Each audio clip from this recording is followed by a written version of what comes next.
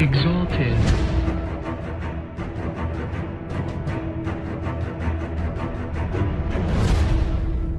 Empire. Hello, everybody. Welcome to the King's Court podcast, the third episode. And today we're going to talk about Feng Shen Ji. Feng Shen Ji is a Chinese manhwa. It is an epic adventure. It is raw. It is keynote. It is swag. And whatever else word you want to use for fucking cool. Because this story right here is fucking amazing. And today me and my partner, Emperor, Yes, sir. and we're gonna let y'all know what this all about. We're gonna introduce this to you, and we hope if you haven't read it, that this will give you that little extra push that you need to read it. And because there's so many amazing things about this, great power system, great lore, great just characters, great backstory. There's just so many things. Pay So attention to detail, scenery, artwork. yeah, the artwork is super amazing. So I'm gonna start with you. We're only going to talk about the first season for this one because it's broken up into three parts. So for you, just give the people a little like rundown, a little introduction to how you felt about this running in, because you didn't know anything about this going in. Man. All right, so I started on chapter 1, like we all do, obviously. So I'm reading it, and for some reason, like I couldn't really get into it, right? But this is just like the first couple of pages, and everything was beautiful. It was nicely set up, all that. But for some reason, I just couldn't get into it. But after I got past like page 5, hooked, literally hooked, bro. Like the fucking dialogue, the presence that it creates, the atmosphere, the fucking characters, the artwork, the artwork, bro, brother, beautiful. Like, oh my god, like the people's faces, like the motherfucking trees, the houses, and everything's in color. Everything's in color. It's gonna make it hard for me to read any manga, any manhwa if it ain't colored. To be honest. Yeah, like the colored art is definitely one of the things that stand out because it's just so damn good. Like now, sometimes when you read a manga, like the art starts off one way Right. and then it gets better Mm-hmm. along the way. No, I think from the jump, I think the Capped. way it's drawn Yes, and bro. It was capped from the jump. just color, yeah, I see that's so amazing. It was so fucking good. Like, bro, like when you started, it's lengthy. The words, a lot of words, bro. Heavy dialogue. Niggas is talking for real. But bro, is it so fucking good? Like at first, you may not know what the fuck is going on, and it may seem like a lot is being thrown at you off rip, but that's perfectly fucking fine because everything is explained. Like they don't leave no fucking stone unturned. Like they pay attention to detail. It's crazy, bro. Like you may see a fucking bug landing on the side of the street, and you like that was weird, and then you just keep going about your day. But they flush that shit out in the future. Like, but starting off, all right, we're welcome with this old rusty, dusty, crusty, musty, ugly ass nigga walking through the town. This fucking, I hate this dude, bro. With this fucking aura of nastiness, like nigga look like he fucking walking with flies and shit. Nigga walking through the Shang dynasty, the Shang Empire. That's where the setting starts in the Shang Empire. So he's like, bruh, I need to talk to the Emperor. I need to talk to him now. I come bearing a message. I walked for like 30 days or some shit like that. I'm just like, all right, man. Yeah, he's like, I'll walk for 30 Right. days. I'm like, okay, buddy. You look like it, definitely. So he go in there, talk to the Emperor. Emperor posted up looking drip. Do not give a fuck about what he talking about. So he starts talking about how, man, you need to pledge fealty to the gods or whatever, because the gods are getting upset. They gonna take your whole fucking empire away from you if you don't start pledging to the gods again like your ancestors. Like, why won't you pledge, bro? Like, and Emperor, like, what y'all gonna do for me? Like, the fuck do I get out of pledging my fealty to y'all? Like, I literally get nothing from that, and all you guys are offering me in return is to not beat my ass, so to speak. Like, but I'm not scared of y'all, bro. No, yeah, the Emperor's so raw. So basically, how the story starts, right? We start in this setting in this place that resembles old China, is the Shang dynasty, and the Shang dynasty basically got into power because they had the gods backing. The gods kind of helped propel them forward because they like a swear puppet nation. fealty. Yeah, yeah, because they swear fealty to the gods. But in this story, the gods, as you soon will come to learn, are not necessarily Trash. like, yeah, they're not the best people. They're not the most generous. And it's just like, the little tabs they hold on you, and you got to keep like reaffirming your Right. position with them. And they are racist. They As don't fuck. care about humanity. They think we are basically monkeys, That's all we are and to them. yeah, all we are is just toys. The only thing we're good for is worship them. So we start off in the Shang Dynasty, Yep. and the Emperor, he comes from a long line of emperors who've been serving the gods, but for him, he has gotten to a point where he's just like, what is the purpose Right. of serving these gods? We could do what we're doing now without them because They're not they giving are us shit. worse. Yeah, they are worse than anything we could possibly do to each other Right. or come up. They just come Just for down, flex, how and dip. yeah, just how ridiculous they seem to be, and they only seem to get worse as the years go by. Yeah. So he tells the messenger that, go back to the gods and tell them that I'm not doing this. We're done with this. And the messenger trying to plead with him, like, you can still turn back. You don't Right. have to defend the gods. You You don't have can to do go any invade of this this. other empire. You could take all their resources, and you could do all that because they don't even want to fuck with the gods either. Yada yada. And he's just like, no, so that's where we start. It goes from, because when you're first introduced, you're not quite sure. This is kind of seems to be almost like historical in nature. You can tell Right. that this story is going to be a lot of dialogue, but like the dialogue is not. I don't personally. I don't feel like it's hard to digest Nah, necessarily. it's not ramble at all. Right. Right. So everything that happens has something to do with something, going through with the lore, the Mm, story, the powers, or characters. And it's this monthly chapter length. So it definitely is something that's little bit longer than maybe you're used to if you read a lot of manga, if you read a lot of weekly manga. It's definitely more than that, because you reading it's gonna feel like, that you ate through a lot and you still haven't gotten past certain points. yes, So, bro. Each but chapter is it's 30 still highly pages. enjoyable. Yeah, 30 pages 30 instead of 20. pages. So much. Like that shit is So, so fucking good though. Like oh yeah, after a while, bro, you don't even realize that you're reading more. Like it's like all flowing, bro. And the way that they lay it out, like everything starts to make sense. Everything starts to unfold. This grimy ass nigga come through to the goddamn emperor, and you instantly fuck with the emperor because he like fuck that. Like if people are oppressing you, when you stand up, and that's exactly what the emperor is doing. Cause like flashback, he chilling with his dad, talking on the mountaintop or whatever. His dad tells him like, look over there, type shit, and it's the oh, sunset. the emperor, yeah, the emperor Yeah, is talking to that, yeah, the yeah. emperor is talking to his son, which is the former emperor. He's like, look at that sunset over there, and that's where the gods are, essentially. So, essentially, from that moment forward, little young emperor, my boy Z Shao, who's the current emperor, he's like, okay, so that's where they are. Why do you fear them?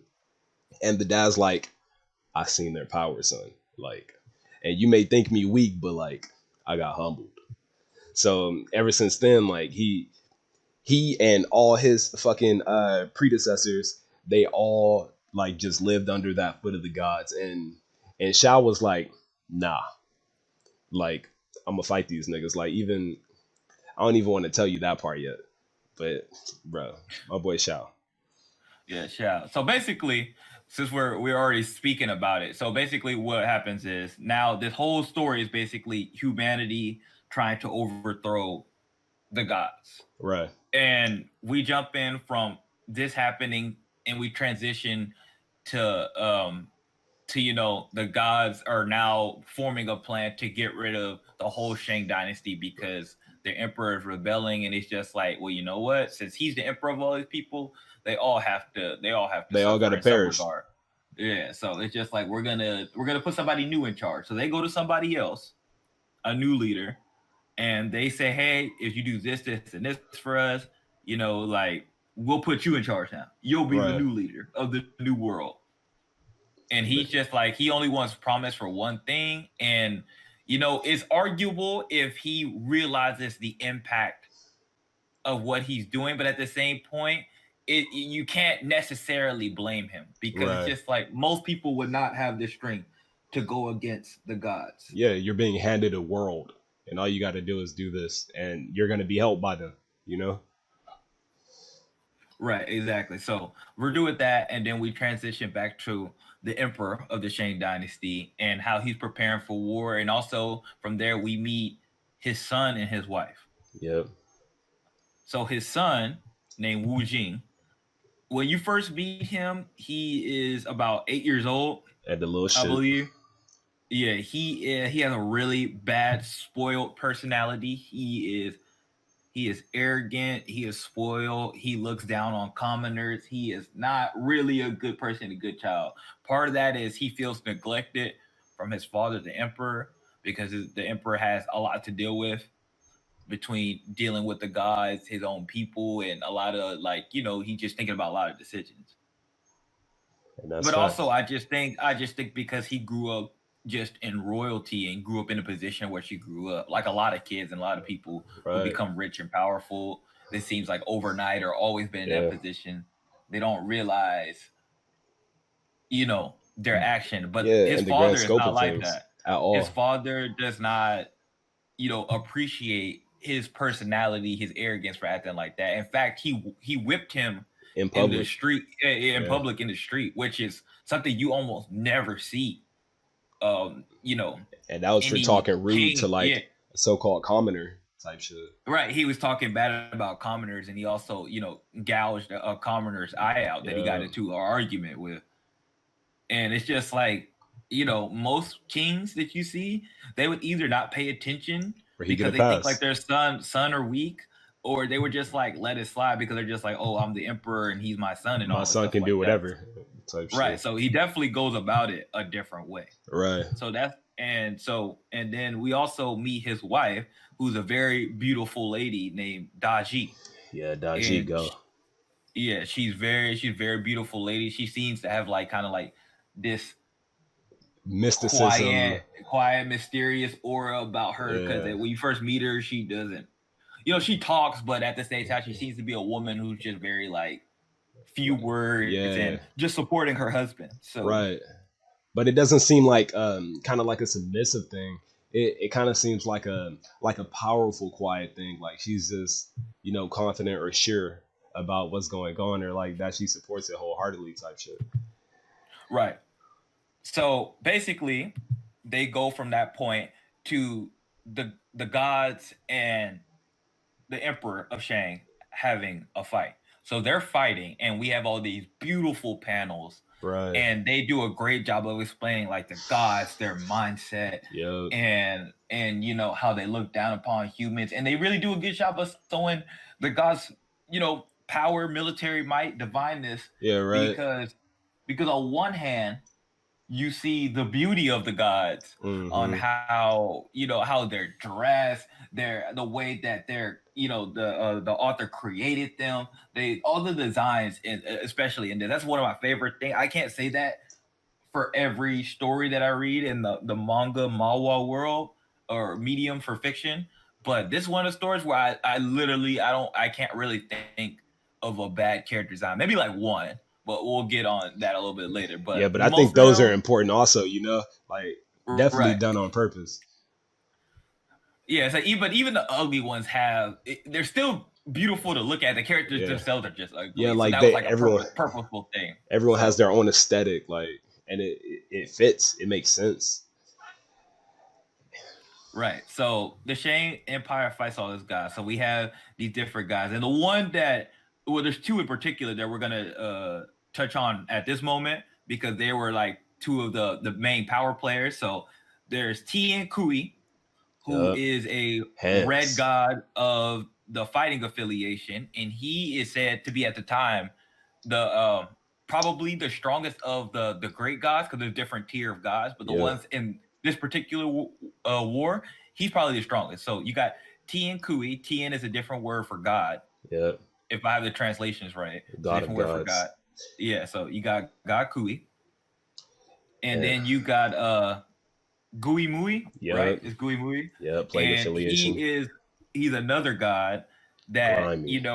he looks kind of he looks kind of like what you would think like death to look like, kind of. Right.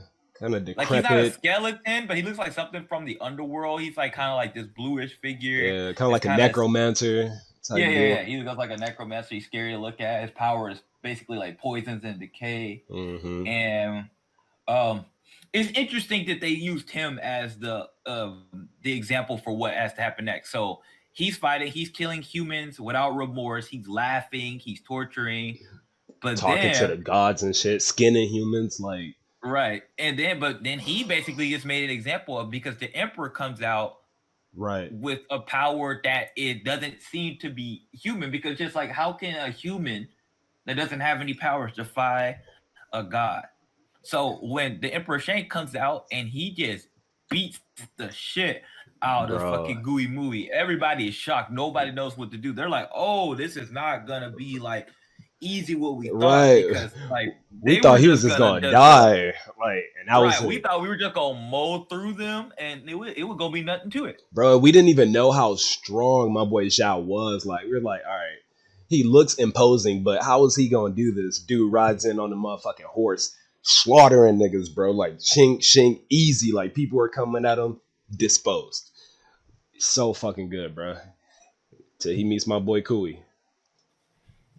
Right, exactly. So the emperor, he basically humbles the gods a little bit, even though they're still gonna be, fairly cocky because that's just how they are. Right, But it's just like he showed them that just because this is the way they are, right. Don't like sleep. yeah, no, doesn't mean that they can't be beaten, they can't be defeated. Exactly. So for the emperor, he has this armor that has been Hmm. passed down from one generation to another generation And with this phoenix. It's this right. phoenix that had a large backstory and role with the gods in the past, and they tried to get rid of it. Yeah, they didn't really And fuck with it. It was kind of like just a luxury item, just like a collective item to be passed down as kind of like a family heirloom. They just kept it in the back of the right, motherfucking dungeon and nobody could touch it. right, yeah, nobody could touch it, and like because nobody didn't really know the power either. I don't think Facts. necessarily Nah, because they didn't nobody was know. They didn't planning to use care. it or they weren't planning to use it. So it's just like it could have been any of those reasons. But it So, spoke to my but the boy. emperor, yeah, he decided that he was gonna, Yeah, you because know, he heard it like go talking against it. to him. So he was like, Right? Yeah, he connected with yeah, him. exactly. Yep. He's like, what is this? Bro, peered into that bitch and built a relationship with the Phoenix, whose power rivals the gods. Yeah, for sure. So it's the immortal Phoenix armor. That's the name of it. Yeah, And so he has it, and he starts, fighting against the gods, and he is holding his own against not he only one really god, but he is. starts holding against multiple gods. Yeah. And it's like it's cool because the Phoenix is like kind of like this primordial entity. And primordial was basically like before existence almost. You know what I'm saying? There is also this other deity, which is like this divine dragon that we'll talk about later on, who is affiliated with that dragon. But the divine Phoenix has been around for as long as that, and his power is like on par with the gods, but he's always been kind of shunned because once again that power rivals the gods and the gods don't like that. So in order for you to be able to don the Phoenix or build a relationship with them, he has to drain from your life force. And every time someone has done that and they've died, the Phoenixes have to go in almost this incubative state, like this sleep state, to regain what is he is and find another person to build a relationship with or to have this partnership with, because that's the only way he could truly use his power, so it's basically like a symbiotic relationship. And the way that the emperor is able to even use it, because he's a human, so he wouldn't even be able to handle that, is because of the armor. So it's almost like a surrogate in order for him to use it, but it still drains off his life force as well.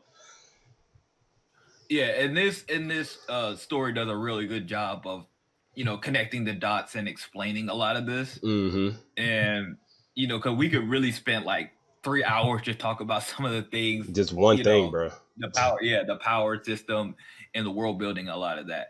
And so transitioning when we're not on the emperor, we see a couple of things going on. We see his brother, who is known That as the greatest nigga. swordsman, and one of my favorite characters, probably yours too, because we Yes, sir. just love people with swords and stuff like Yep. that. But ZU, Yes, sir.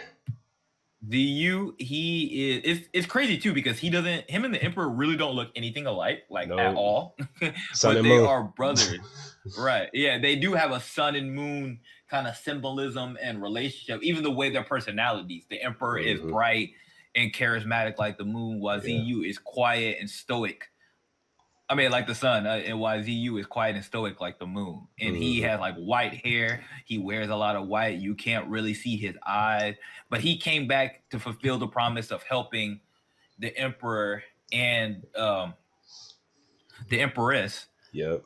or Fight the because he gods. was in, a little backstory, you find out that he was in love with the empress and that Hmm. was his first love, but he couldn't be his brother, and he took the L, Yep. and he was, but you know what, he accepted it, he took it with grace because that was Yeah. still his brother, which is kind of a rare thing for that too, because Yeah. normally people, when they lose something like that, they're mighty jealous and stuff like that, and that normally doesn't help, they normally Right. doesn't work out for them, His so brother Loki he told him though. He was like, "Bro, you too passive. Like, if a girl were to come and see both of us, she'd probably fuck with me just because you're off to yourself and you won't take the Right, initiative." And it he's a happened. man of few words, and he doesn't Yeah. say a lot. Exactly. So unfortunately, yeah, for him that doesn't work out in his favor. But he takes it because that's still his brother, and he loves both of them. Even at the end of the day, even though his brother married the woman of his dreams, it didn't matter for him. At the end of the day, he wasn't gonna turn on them because of that. So he comes back, and he's also a person that has allegedly at the time killed a god, and Yep. because we couldn't confirm or deny in this first arc if he did. To the So when God he said some. right, so when he came through, he had his own way of fighting gods, but he was fighting a different god called Shizing. And Shizing was a god that was this maniacal, bloodthirsty fighter that kind of beats to Berserker, his bro. own drum. Yeah, he's a berserker. He just seems to be all offense, no defense. Yep. But it's just like he's just super hard to kill and get rid of. So Yep. while he's off doing that, while he's off over here, ZG is fighting him, and so they're both dealing with their own things, while the empress, she is with Wu Jing, Yep. The and sun. she is getting him to watch because she reveals that she Ba is bum a former bum. god, which is part of the reason, she is part of the reason why they even start this war in the first place, because she was in hiding, she fell in love with the emperor who's a human, and she hides in the human world, but then she has, her power is basically divine premonition, where Hmm. she can see, the future. Yeah. She's a seer. Yeah, she's a seer, which is their official role in the story, Hmm. because they actually have multiple of them in the story. Because Yeah. her sister is also a seer, Yeah. but she seems to be at this time stronger than her sister because she has eyes and her sister doesn't. Which I don't really remember why she didn't have eyes, but she doesn't have eyes She at like the time. unlocked. She was like unlocking her potential or trying to like move past her current level of power, and it blinded her. Oh, okay. Something See, like that. thank you. See, Yeah. all right. But yeah, so basically, she's showing her son Wu Jing like what's going on. Wu Jing's like, why should I care about this? Like, Right. why is father Being that doing brat. this? Right, like it. At one hand, it's pretty logical to think because he's like, why are you defying the gods? Like, you Right. probably Exactly. can't win. Like even at 8 years old, like he's pretty smart for saying it. Yeah. He's just He like, is. why are you, you know, Like. seem to be fighting a losing battle? But as he Right. watches his We live a father, good he life. right. Bro. But as he's watching his father, he starts to, you know, Understand a starts little to bit. see it. Yeah, starts to understand a little bit, see a different perspective because his father does not want humanity to continue to be slaves. Exactly. And so he has to process that, and he's listening to his mother, explain why all this happened and why, she's just like, she was just gonna support her father because she believes in him, and she also believes that, the gods are too arrogant and that Yep. they should be able to coexist with humans, but they think they're, far too above them, and she's just like, nobody's above anybody. So that goes into some of the themes of the story. And so, you know, that Yeah. if for a while, humanity seems like they have a chance until we transition, until we get Tien, which Boy, is the Tien God of cool. gods, the father of all fathers. So I'm gonna let you take that over, E, because I've been Uh, talking a lot of. my boy Tien, God of Gods, comes down, and he's basically, like I told you, that other rival deity, that primordial deity, is like this blue dragon. That's the guardian of like basically celestial north or something like that. And he basically, this fucking dragon comes down, massive dragon. Everybody's already in shock because that's the legendary dragon that's only told about or heard about in legend. Mouth opens. This motherfucker walks out, bro, looking like Sephiroth, Voldemort, fucking Sesshomaru, all these just gods, like all wrapped in one. And the whole mood changes. Like everything just grayscale. Like all the color leaves from everywhere. And Right, it's just monochrome. It's yeah, called monochrome monochrome is colors. Yeah. his divine power, and he just fucking because he has to fight this battle now because he sees that this dude is embarrassing his motherfucking his subordinates, the gods, and so he has to come and put an end to it himself. And they fight, and he's surprised a little bit. He's like, oh fuck, this dude is actually putting up a fight. But long and behold, God of gods, Tien, this dude just snuffs it out and puts it into it. And the only reason he comes down and puts it into it is because fucking what's her name? Daiji, the the emperor's wife, her sister tells Tien that Yeah, Yui yeah, Kui. Yeah. there's this foretold prophecy of somebody who is going to challenge him and overthrow him. So he believes that that's him. So he's like, nah, I could just snuff this out right now and put an end to it. And he doesn't even really do it because he's scared. He just does it because he wants to, essentially, because he doesn't even feel threatened. We come to find out. Right. So, For him, it was just kind of more like a he kind of snuffs at it, but at the right, same time, he's someone that just like he doesn't want people opposing him in the first place. So right, it's right, just like right. it for him, it's more like a matter of principle. Yeah, exactly. And this dude puts it into that. And this dude, Muigui, he's in shambles, so he fucking dips from the motherfucking scene. Like we don't see him, and then we're gonna pan out because like all that's muffed, and then the new fucking emperor takes over because Tien kills him. So after Tien kills him, Right. Shang Dynasty falls. Everybody is getting fucking slaughtered who had anything to do with Zhao the emperor, and then we pan to the gods, like basically restoring this creating this new empire. And the dude who they got to lead the attack on them initially, he takes over, and then we're gonna time skip into the next arc, which is the Northern Mines. Vincent? Got you. So basically, well, a little bit to backtrack a little bit Yeah, go for to it. Go for it. how we end the arc is basically like he said, like they put the new guy in charge, but as that happening, Daji basically Oh yeah, I skipped that seems to part. commit seems to commit suicide with Wu Jing because she just like, hey, listen, if they get us, they're not gonna let us go, and it ain't gonna be good. So Right, and the he's like, best way "Nah, for fuck you this." yeah, he doesn't want to die, but she just like, listen, like this is all we could do, and so she makes it where they basically die. But She she did it to where did they died at the same time. right, yeah, she did a power where she basically used her divine essence to help Wu Jing like Yeah, stay in spirit form so he yeah, didn't cross over, and she just like, listen, you need to go look for the body that died at the same time as yeah. you. So you could reincarnate in that body. Right, and ironic, the person who died at the same time as him is the slave that he The eye attacked, and gouged. when Yeah, it took it took his eye out. and end up So now getting he's whipped stuck. for it by his dad. Right, so now he took his eye out, and so now he's in the slave's body, and him and this girl called Bankai, and then we'll talk about her importance in a minute. My And girl, bye, go on.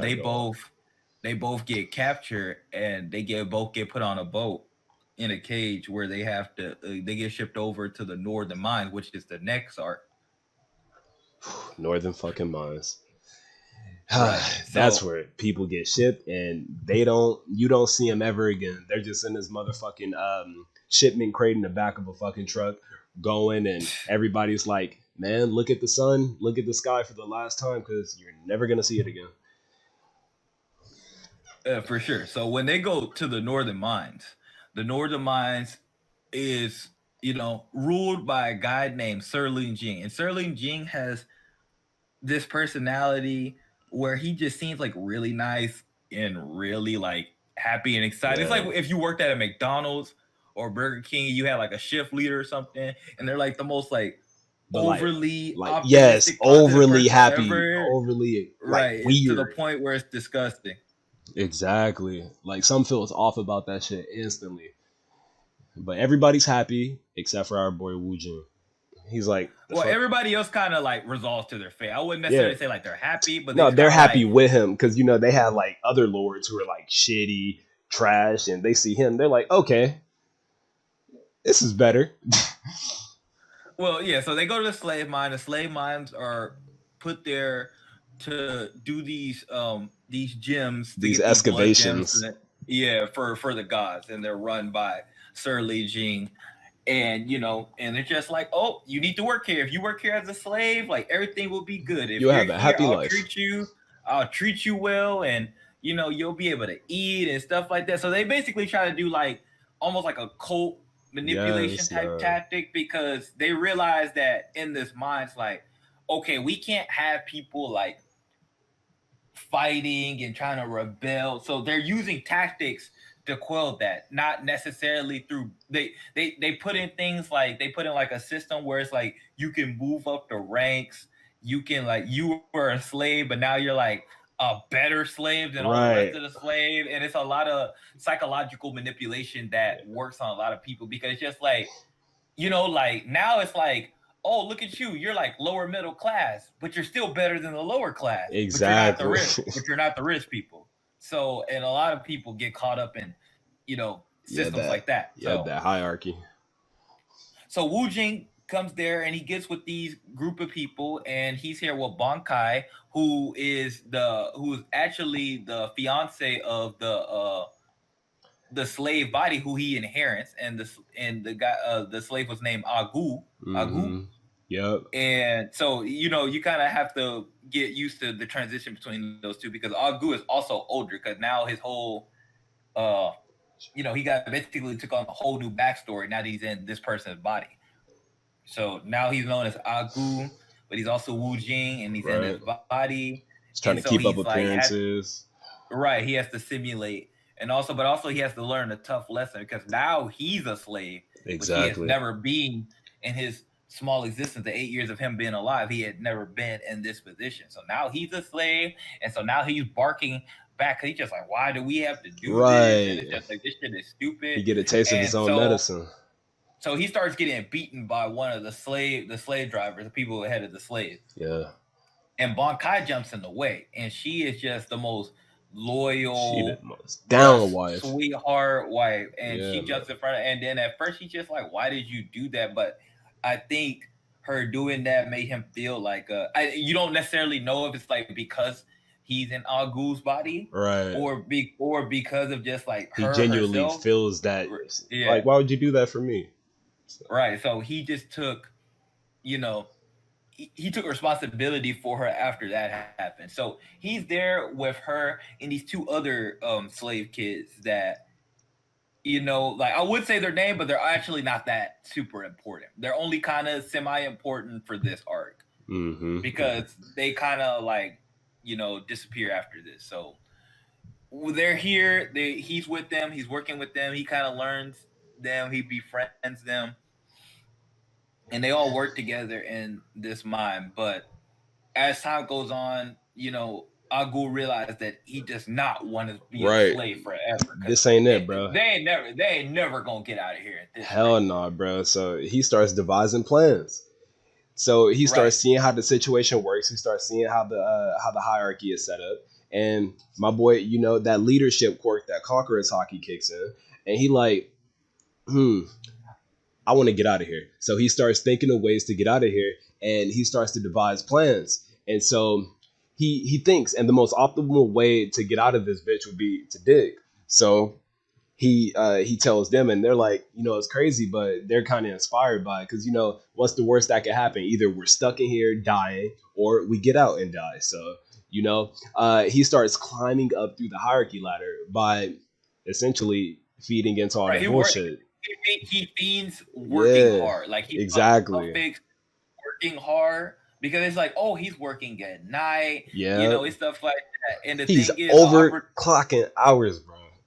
And they right, love that yeah, shit. basically, he seems like an employee that's just like pushing the thing, like he working for free. He working overtime all the time without complaining. Right. And he also meets, while he's doing this, what also helped him. He has divine intervention and meets his grandfather. Yep.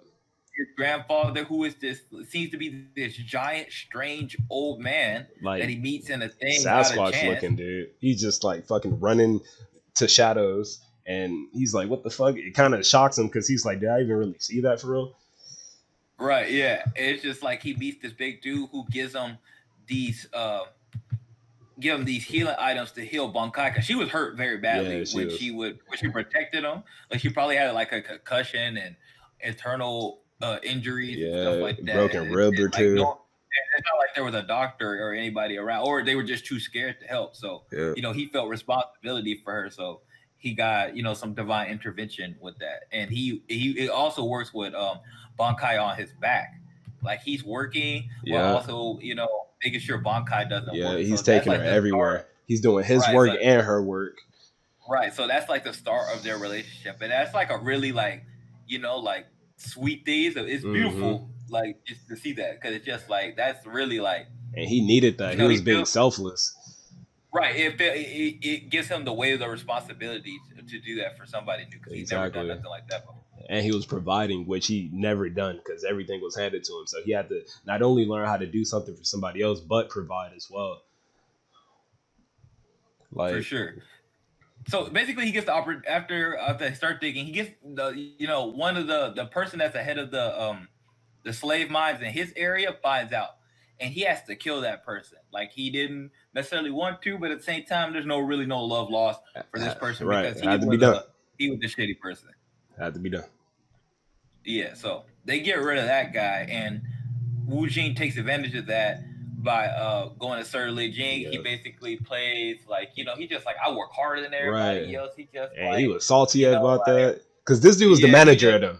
He was like the top slave in that little bracket of where they were. right. So yeah, he was head slave.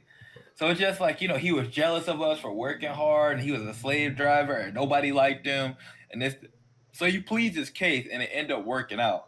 And he ends up taking over his position, which puts him in a better place of to get out, Yes, bro, to because facilitate now everything. he can conduct his plans even better, Yeah, because now there's nobody watching over him or exactly. his people. And his people were working harder. Like the slaves that he was over were working harder, because he was treating them right. So he was essentially making everybody life around him better too. So that was an important lesson to learn as well.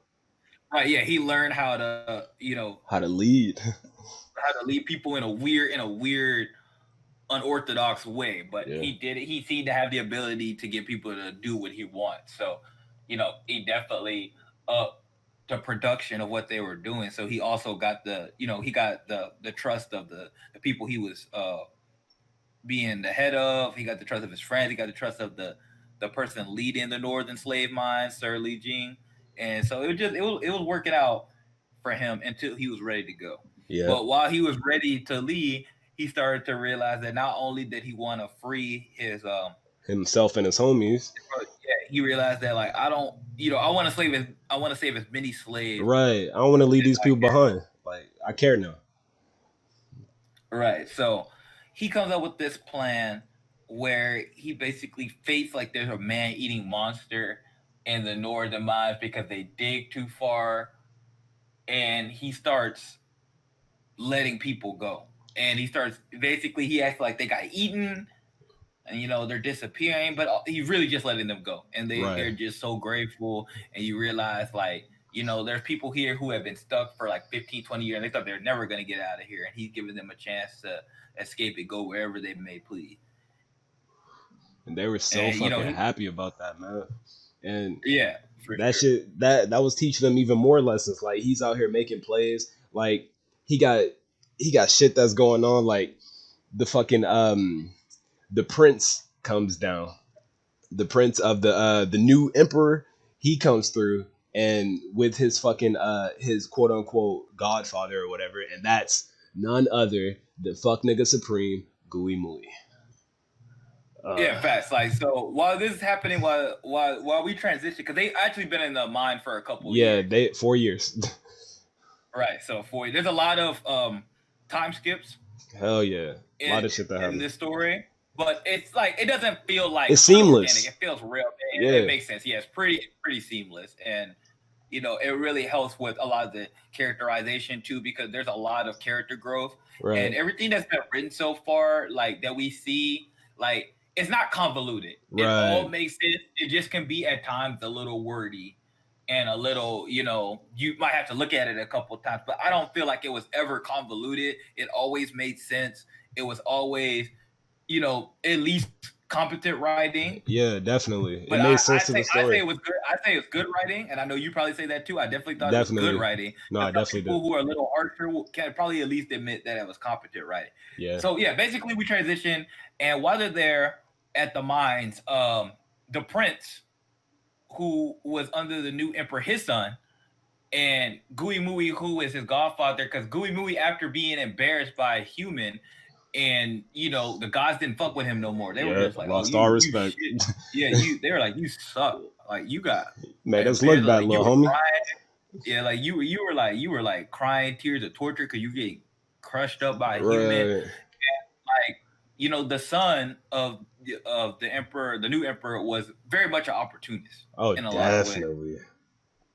So he Definitely. got Gooey Mooey, and he helped Gooey Mooey by coming and Just, healing him, giving him a yeah. place to stay, and feeding him children, which Yeah. is To help him feed completely on, and disgusting. oh my god, I hate it so much. And that was the way how he ate and fucking built up his strength. And Li Jing, that nigga didn't really fuck with it because like he has this little son, and this son is a little shit. And throughout the story, he's just like picking on all the fucking slaves, like playing games because they can't ever leave. So he's just like fucking shooting the slaves Achilles tendons with arrows and shit like that, all that good Yeah, shit. his son, But his son was a piece. His son was a yeah, piece of shit. Yeah. his son was a piece of shit. But Li Jing, he loves his son, and he like all the fucking workers and shit. He calls them like his children. You know what I'm saying? So he actually really loves kids. So the fact that this nigga Gooey Mooey, like when he found out he was doing that, and Gooey Mooey is like braggadocious about it because he's a god. So he's like, I mean, shit, I don't even know how many kids I done eaten for real. He's like, nigga, what? So that kind of gave him a little disconnect and set up a lot of the shit that my boy Goo was working on. And the fucking the prince, he's trying to figure out what's going on with all these motherfucking workers dying because he's an analytical he's like a strategist. He's an opportunist, just like Vince said, and he wants to know what's going on. So and this motherfucking monster is going around killing everybody, and they're like, what the fuck is happening? All the workers are getting fucking killed, nobody can work, production is down. So he wants to get to the bottom of it. And it turns out, that the fucking monster that's doing all this is a goo, and just like Vince mentioned earlier, like the people are actually being freed. So he kind of has an idea that it's actually a person behind this, and it's not necessarily like this motherfucking monster or whatever. So him and a goo basically have like kind of like this little spat, and it's kind of like mental warfare, and Right. Yeah. yeah, There's a lot of mind games oh being yeah, played by Wu Jing definitely. that putting these people against each other. It was really the smartest thing he could possibly do Nah, that because was it's just facts. It was like optimal. right because like everybody involved was definitely stronger than him at the time. Oh So it's yeah, just like him putting Sirling Jing, who also is a surprising fighter yeah. against Gooey Mooey, Yeah, he put was him against him was the because they smartest were thing he honing could have in did. on him. They were honing in on him about who he was, and like that he was this fucking monster. So he was like, "Look, it could be Gooey Mooey who is actually the monster, since because I think it may be a person too, feeding off of what the prince then told Li Jing, and Gooey Mooey already seems braggadocious about fucking eating these kids, so it makes sense." right, because the way he sees it, it's just like, oh, I don't care. Like, what, maybe I did, Right. maybe I, I don't like, even remember who I ate. right. Yeah, it wouldn't matter if I did or not because it's just like I'm a god. So Right. even if I did it, you shouldn't care. Exactly. And he's like, what the fuck? And then like they start like honkering down on him for real. So like shit's getting a little sticky. So it's time to get out. And so he basically devises this plan to where he gets Bai Kai out, his wife, and he gets his other two homies out. And he's like, I'll meet y'all. And basically he tells the prince like, yeah, it's me. And the prince is like, what the fuck? And then he like fucking basically gets into this little spat with the motherfucking prince, whatever. And then He throws a bucket of shit on yeah, his he head. throws a bucket of shit on his head, bro. Prince is That's just so pissed. gross. Prince is fucking pissed, bro.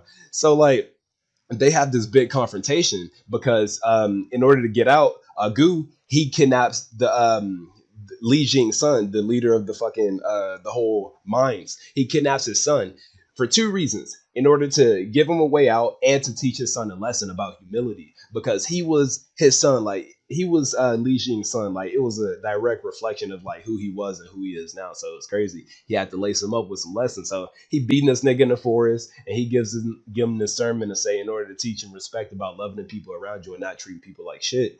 And then fucking everything comes to a head, and they're all fighting. So fucking my boy Agu, now he has to fight a god, and now he has to fight the fucking prince, and I think he has to fight like Li Jing too, and he's about to fight all these dudes. He's holding his fucking own, and then boom, big grandpa pop up, and he like, I got it, dip, and he's like, what? Like, nah, I can't leave you.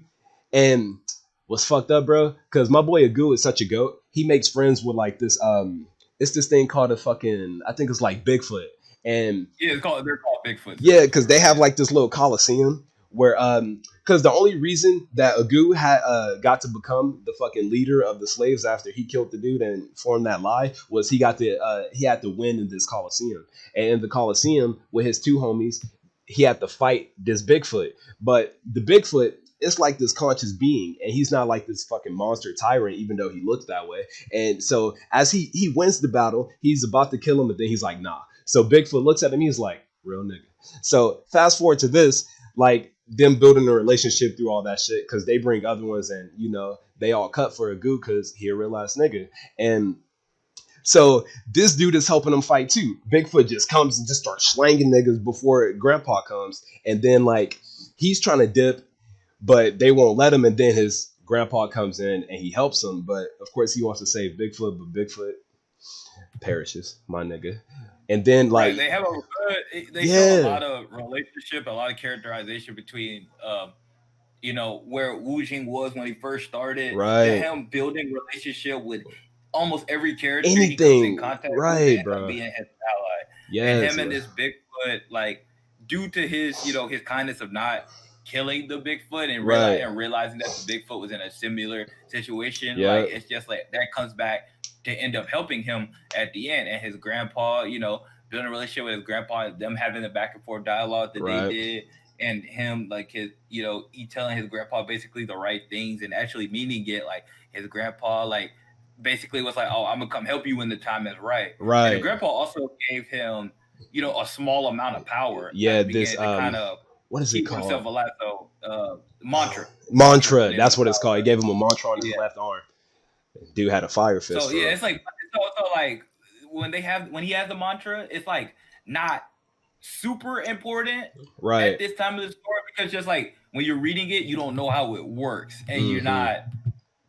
You just they're know it's not some type really. of power. You just know you just know it's a power and it's kind of protecting him, Right. but it's not like completely overpowered either. So it's just like it's a written in plot device to help keep him in, but that's what happens in a lot of stories like this, and at least like they explain it to you. So I always like that because the way the story written, even when they have moments like that, Right. like it's not complete bullshit because they told you ahead of time. Exactly. They give you backdrop. They give you little tidbits here and there to let you know who these people are and what the fuck is going on.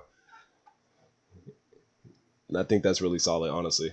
But my boy, so he dipping because his grandpa's like, get out. Like, just no, just let me handle this. Go. So Grandpa has to fight Li Jing, fucking the god, and the prince. And fucking Agu tells Li Jing that if you just let me go, like if you don't help the god, then I'll let your son go. Your son will fucking pop up on your doorstep. And he's like, damn, is he really gonna do that? So he's having a mental conflict right there. Like, is he truly gonna fight or is he not gonna fight?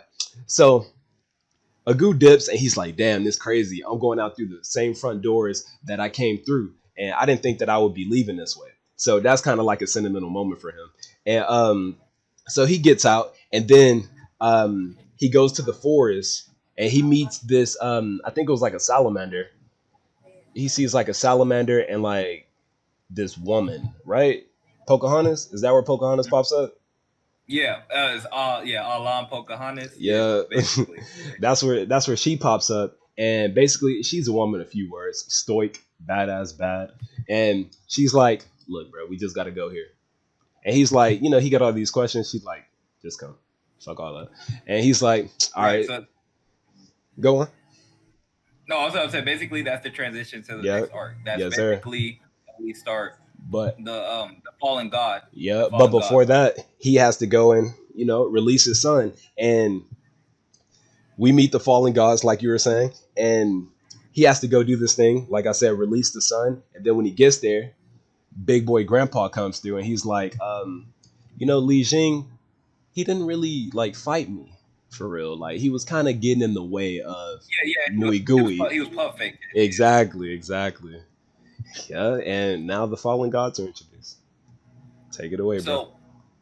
So now that we got to the fallen gods, like Whew. this is when like the power system and a lot of things really start to come into Yes, the world display opens up. because we're touching on so much, so we haven't literally talked about every aspect of Aspect. everything Because you got to we're read it, man. Yeah, so it's just like we didn't want to talk about everything, but now we're getting to kind of into This is where the story the big opens up for aspect, real. yeah, of the power system where it really comes into play because now we're entering God territory, so divine powers become the big factor now because Yes. now we're dealing with gods, and all gods have divine powers, Yep. and a lot of the divine powers even repeat. Like at first, when I first read it, I thought like, oh, they're not gonna repeat. Yeah, that's these it. Like powers. devil fruit. Like only one person gets one devil fruit, and that's it. Right, but that's not the case. When No. we're in this story, actually, some people do have similar powers. Like they might use them In different ways. Yeah. or just something like that. But it's just like there's a lot of powers that actually like overlap in a lot of ways. So Wu Jin gets to the fallen god territory. But before he does that, he has to make a decision. He has to make a decision. Yeah. He's like, I got to meet my friends. And Big Daddy Grandpa is like, all right, bro, make your decision right now as a man. Either you go and meet your friends and we can't link up, and you need to link up with me so you can train because there's some shit that's happening. And for you to do what you want to do, you need me. And I need you. So he's like, either you're going to go with your friends, but you're always going to be running from the gods because now they got your scent. They're chasing you. Right. They're you know what I'm saying? Yeah. So you're just going to put the people you care about's lives in danger. So just come train up. So Wu Jing has to make that decision. He decides to make that decision. He has to, but he makes it kind of reluctantly because he like still wants to go see Bonkai. Yeah. And his other people, but like he realized that he can't do it at this time because he realized it is that he does gonna have the gods chasing him. So he does have to be able to do something about that. And also he does have god heritage. So remember his mom? Gang. Yeah. Man, so they post up. Well, they don't post up. They get on this motherfucking salamander. Beautiful ass salamander. This nigga floating above the trees. They land in the god really territory. Cool, interesting. Right? I love the fucking animals in this month. Like, it's so fucking clean. But they land in the motherfucking god village, and he like, damn, these are all gods. He's like, yeah, these are the gods that turned away from the way that those gods are. So we are the fallen ones. You feel me? So it's literally like a village of gods, and they're all living like simple lives, like almost before industrialization. Like they're all hunting for their food, they're making weapons, they live in this like community, kind of like a tribe, and it's really Right. fucking They cool. seem they seem they seem to be like almost like comparable to like anything like Native American stuff like that Yeah, because exactly. they live off the land and they live in nature. Yeah, it's beautiful, really. Yeah, because it's just like that's how they live. It's like they're Yeah, fallen gods, but like they kind of off to the side by themselves. They don't interact with humans because they're still gods at the end of the day. They're right, just no longer part of the heaven, right. but they still have all their divinity and stuff like that. But they're Hmm. also not opposed to humans either. Exactly. Like they live and float with everything that is the earth, truthfully. And that's how they feel like the other gods should be. So that's why they rebelled. So they themselves are also being hunted by the other gods. And, they're constantly on the run too. So they live like a nomadic lifestyle where they're constantly picking up and moving to a different location for fear that the gods are going to come invade, because it's happened once before and they've had to fight for their lives and they lost a lot of people. And Pocahontas, you find out, or Alan, I call her Pocahontas, you figure out that she's the way that she is because when the gods came initially, she lost her husband. And the chief, which you think is the grandpa, but it's not. It's like this pregnant woman. She lost her husband too. And that's why you don't see a man with her, even though she's pregnant. What is her name? I forgot. Man, that's my, hold up. Let me go see what my baby boo name is. Because that's the one, Rodell. That's the goddamn one. I'll tell you what. What's her name, Right, yeah. bro? Let me know where you find it. But All right, yeah, yeah, go she on. is the leader of the gods, and so Wu Jing basically starts training under these guys because he has to learn how to protect himself because he is definitely not strong enough to nearly do that. So he has to learn how to control his power and learn how to fight. So he starts fighting with different gods. He fights with this fat god and he fights with these two small gods that seem to be like children, except they're still gods. So he fights with them like every day and night. He's getting his ass kicked and like he got to heal. He be knocked out for like days, got to get up, and he has to do it all again. Oh, I remember her name, Konkui, I Yeah, think. concrete. Konkui, yeah, or Konkui. I don't remember which one. Yep. We apologize Yep. for our pronunciation of these Chinese names. It We are is not definitely Chinese. one of the difficult things that we've ever done. We, I'm telling So, you. But we're enjoying it. well, But yeah, concrete. so yeah, so he's with them, and he is, he's living among the gods. He realized that, in some ways they're not so different, and he starts to get used there. It's just like, at first he was very reluctant. He really want to be around them and all that. But Hmm. as he's around them a lot more, he kind of seems to think of them almost like his own like Yeah, it became a semblance home of for him. family. Yeah, it became a home. So he definitely wanted to protect it. And him and Alan get really close because she goes from like, not really talking To to opening like up. to open up, and it almost like, it almost feels like she like in some ways has like a crush on him, Yeah, but right? in other ways she's kind of like a big sister, Right. figure either I because she definitely get never both of really those like vibes. She doesn't really um divulge it. You just see admits it that she does. off of her Yeah, vibe. But right. But man, because I think in some ways he reminds her of of her her dead husband. husband. Yeah. Yeah, Definitely, because he's just so blunt and he just tells you how it is, and I love that about him. but he also says like he wants to protect her Yeah, and be there exactly, for her. exactly. Like, and he means it though. Like, it's not just no bullshit, Right. and Yeah. and It's you not see how he necessarily in a got there, romantic. It's not. Yeah. It's not right? necessarily on a romantic like, but it's just like, he really cares about her and like, and they just got a close bond. So it's just like, of course, he wants to protect her. He doesn't want anything to happen to her. Right, right, right. Man, And also, he protected her from another fallen god, fuck nigga, rapist. Yu Yu Zongzi, who was a Yeah, god that he's of the he is lightning affiliation. right. He's in love with um Alan, Yeah, but he she goes doesn't about it want in a him.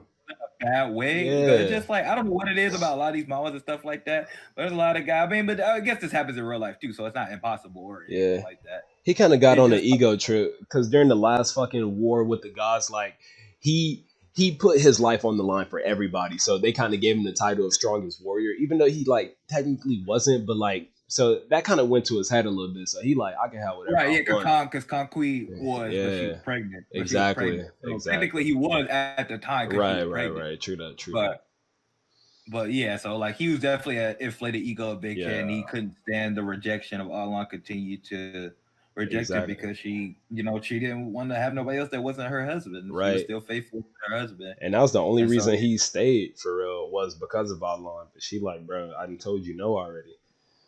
yeah, Man, it's so much in this fucking story, bro. Like it's so good. You guys honestly should you guys should check it out. Like we're gonna cover more on this, but I think this is a good place to stop it because it's just so much we could go on right. literally It's so forever.